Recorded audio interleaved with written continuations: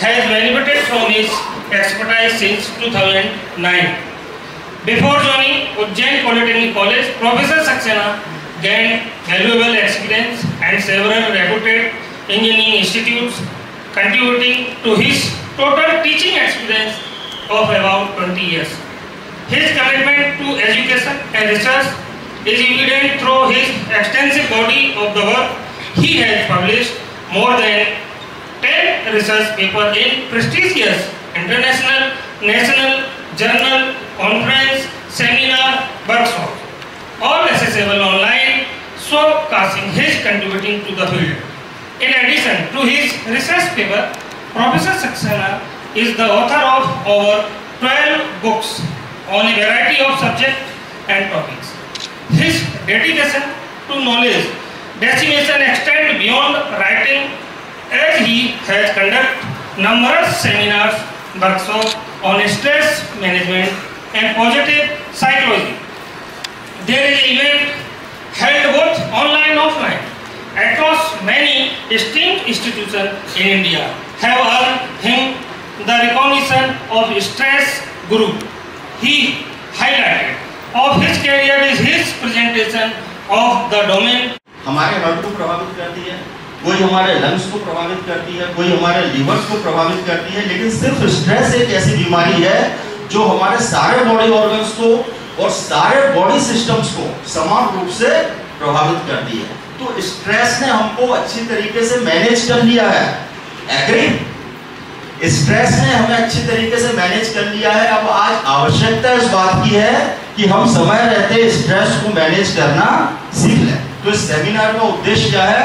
हम पूर्णतः वैज्ञानिक आधार पर सीखेंगे कि स्ट्रेस को कैसे मैनेज किया जा सकता है। अच्छा, मेरा एक प्रश्न है आप लोगों से कि स्ट्रेस को मैनेज करने के लिए सबसे ज्यादा जरूरत किस बात की है? कोई बताएगा? अगर हमें स्ट्रेस को मैनेज करना है तो हमें सबसे ज्यादा आवश्यकता किस बात की है? हाँ बताइए बेटा। हाँ, वेरी गुड। और कोई बताएं? बहुत बढ़िया। और कोई? वेरी गुड, बहुत बढ़िया। और कोई बेटा बताएं? कम्युनिकेशन, वेरी गुड, बहुत बढ़िया। किसी भी चीज को हमें मैनेज करना हो, अगर हमें किसी भी इमोशन को मैनेज करना है तो सबसे ज्यादा आवश्यक है स्ट्रेस के बारे में साइंटिफिक ग्राउंड पर पूरी जानकारी इकट्ठी करना। साइंटिफिक ग्राउंड पर समझना कि स्ट्रेस क्या है, स्ट्रेस की प्रोसेस क्या है, स्ट्रेस की मैकेनिज्म क्या है, तभी हम स्ट्रेस को मैनेज कर सकते हैं। Agree with me? तो हम सबसे पहले समझेंगे कि स्ट्रेस की पूरी प्रोसेस क्या है, स्ट्रेस की मैकेनिज्म क्या है, स्ट्रेस क्या होता है, और इसके बाद हम डिस्कस करेंगे कि इस स्ट्रेस को हम सबकॉन्शियस माइंड से की हेल्प से कैसे कंट्रोल कर सकते हैं। ठीक है? अच्छा, जो प्रेजेंटेशन मैंने यहाँ बनाया है ये हिंदी और इंग्लिश लैंग्वेज में बनाया है, बहुत सिंपल भाषा में बनाया है। मैंने खुद को फर्स्ट ईयर का छात्र सबसे पहले इमेजिन किया। सबसे पहले मैंने सोचा जब मैं 20 साल का था तो मुझे कैसी बातें समझ में आती थी, किस भाषा में बातें समझ में आती थी, और वही प्रेजेंटेशन मैंने बनाया। इस प्रेजेंटेशन को बनाने में मैंने बहुत मेहनत की, क्योंकि इंग्लिश टू इंग्लिश किसी चीज को लिख देना अलग बात होती है, लेकिन मैंने उस भाषा में कन्वर्ट किया जो भाषा आपको आसानी से समझ में आ सके। तो ठीक है, सबसे पहले हम क्या करेंगे? स्ट्रेस को साइंटिफिक ग्राउंड पर समझेंगे। स्ट्रेस को मैनेज करने के लिए सबसे इंपॉर्टेंट है हम पूर्णतः साइंटिफिक ग्राउंड पर स्ट्रेस के पीछे की पूरी प्रोसेसेस, मैकेनिज्म का वैज्ञानिक दृष्टिकोण के साथ अध्ययन करना है। अब देखिए जो हमारे कंटेंट्स होंगे वो क्या होंगे?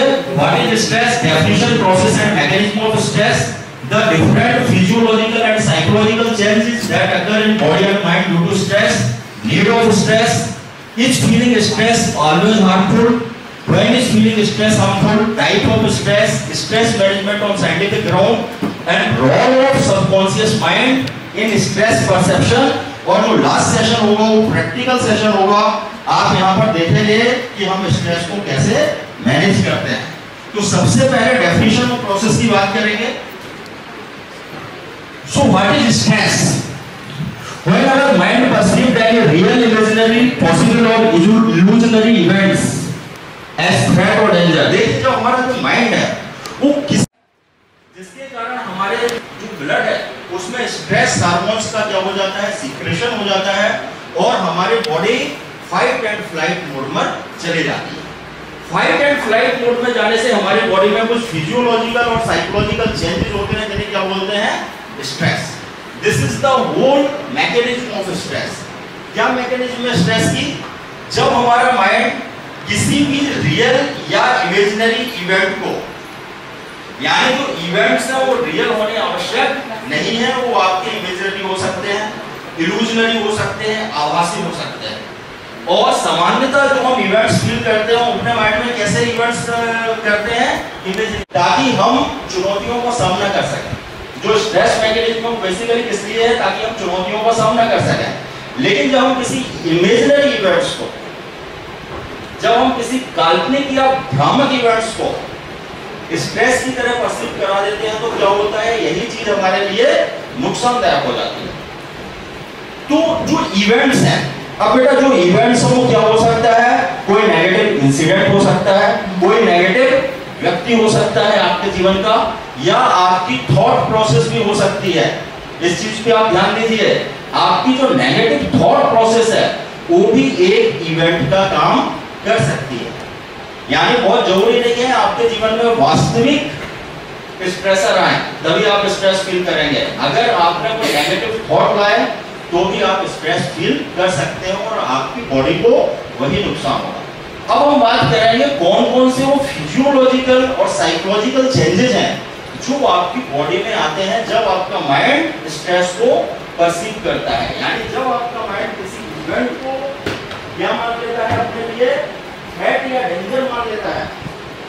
जब आपका माइंड किसी भी इवेंट को थ्रेट या डेंजर मान लेता है तो आपकी बॉडी में कुछ फिजियोलॉजिकल और साइकोलॉजिकल चेंजेस आते हैं। कौन कौन से फिजियोलॉजिकल और साइकोलॉजिकल चेंजेस आते हैं, कोई बताना चाहेगा?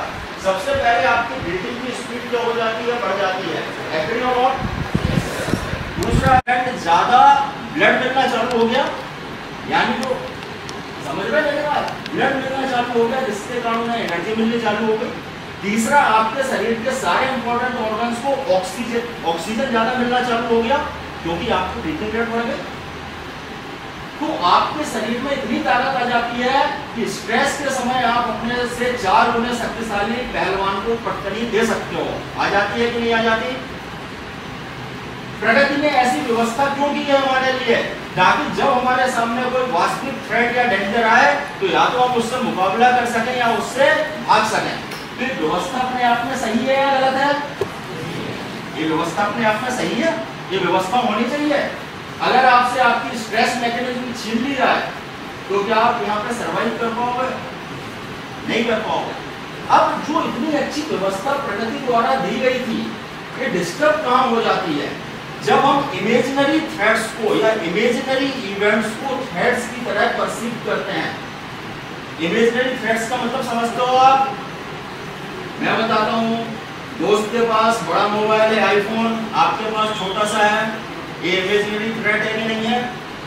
तनाव होता है इसके कारण। दोस्त के पास बड़ी गाड़ी है, आपके पास नहीं है, इमेजिनरी थ्रेट है कि नहीं बेटा? इसके कारण आपको अपने स्ट्रेस रिस्पॉन्स को एक्टिवेट करना चाहिए क्या? किसी के पास बड़ा मकान है, किसी के पास बड़ी दुकान है, किसी का प्लेसमेंट अच्छी जगह हो गया, इस कारणों से आप लोग अपने स्ट्रेस रिस्पॉन्स को एक्टिवेट करते हो कि नहीं करते हो? करते हो, ये गलत है। अब आप इमेजिनरी थ्रेट्स की हेल्प से भी जब माइंड को परसीव करा देते हो कि ये वास्तविक थ्रेट है, तो वो चीज हार्मफुल क्यों है?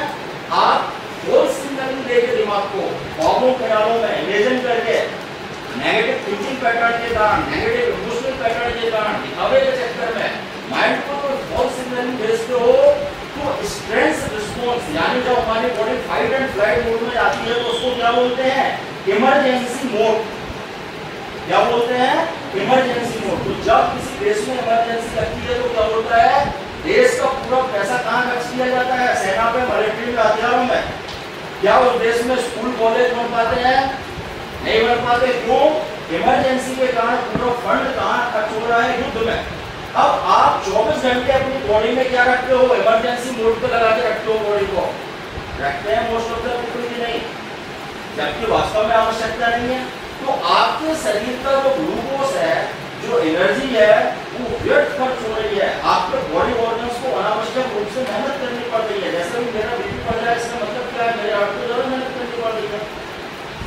मेरा ग्लूकोज बढ़ जाए इसका मतलब क्या है, मेरी किडनी को ज्यादा मेहनत करनी पड़ेगी।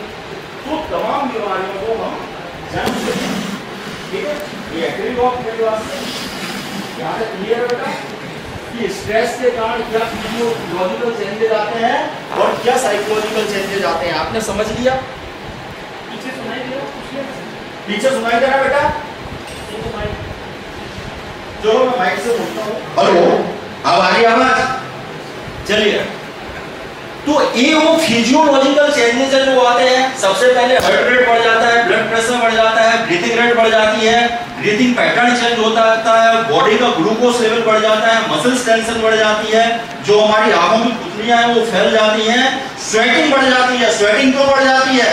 जब आपके बॉडी ऑर्गन्स को ज्यादा काम करना पड़ेगा तो टेम्परेचर मेंटेन करने के लिए क्या करना पड़ेगा, शरीर को स्वेटिंग करनी पड़ेगी, स्वेटिंग भी बढ़ जाता है।